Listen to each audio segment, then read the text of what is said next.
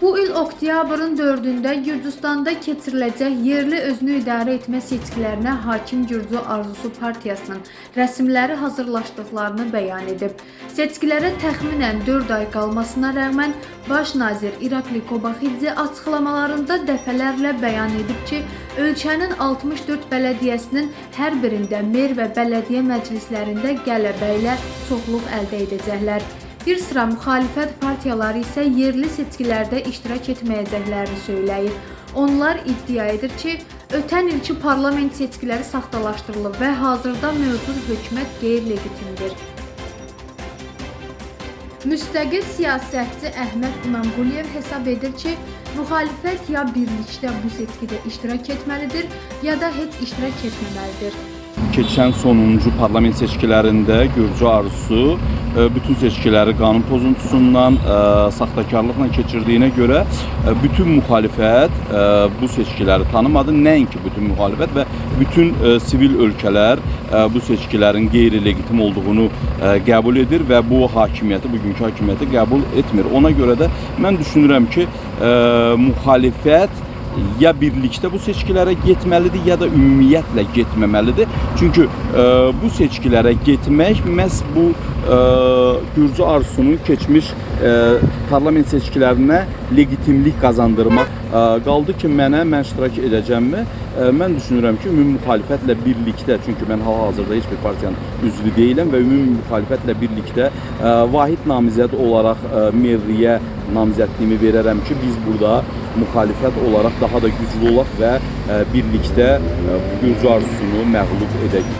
Vahid Milli Hərəkət Partiyasının üzvü Ramal Əhmədov isə yerli seçkilərin parlament seçkiləri ilə birlikdə keçirildiyi təqdirdə iştirak edəcəklərini bildirib.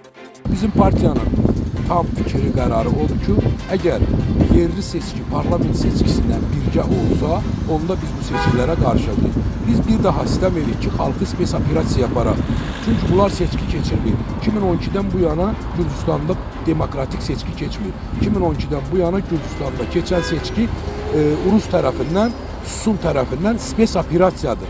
Biz bir daha bu seçkiyə nə tərgirək? Əgər xalq gəlir, səsini verirsə, öz seçimini elləyirsə, seçki məntəqəsində, CESCO-da bu protokolları dəyişirlərsə, biz bu seçkiyə nəyə girək, xalqı nəyə yazıq eləyək, niyə yazıq eləyək? Yəni bizim partiyanın tam qərarı fikri və başda Mixail Saakashvilinin fikri olmaqla, əgər parlament seçkisi yerli seçki ilə birgə qərar veriləcəksə, biz bu seçkidə iştirak edəcəyik, yoxsa təkcə yerli seçki olacaqsa, biz bu seçkidə iştirak edəməyəcəyik. Dəyişikliklər naminə koalisiyanın nümayəndəsi Oqtay Kazımov bildirib ki, onlar bu il keçiriləcək yerli seçkilərdə iştirak etməyəcəklər. Dəyişikliklər naminə koalisiyası yerli özünü idarə etmə seçkilərində iştirak etmir və bununla bağlı mövqeyini bir neçə ay bundan əvvəl açıq şəkildə bəyan etmişdir.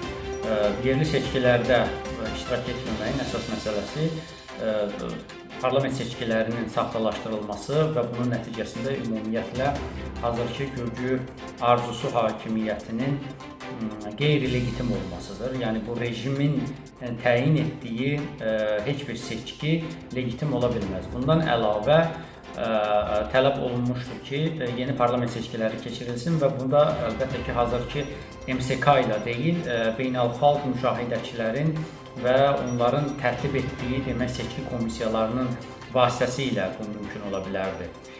Bir halda ki, heç bir bu vəd yerinə yetirilməyib, bir halda ki, 60-dan çox artıq siyasi məhbus var. Bu o deməkdir ki, bizim koalisiya etiraz əlaməti olaraq ümumiyyətlə bu seçkilərdə iştirak etməkdən boyun qaçırır. Bundan əlavə, müxalif Qaxariya Gürcüstan naminə partiyası, eləcə də Lelo partiyası seçkilərdə iştirak edəcəklərinə işarə ediblər.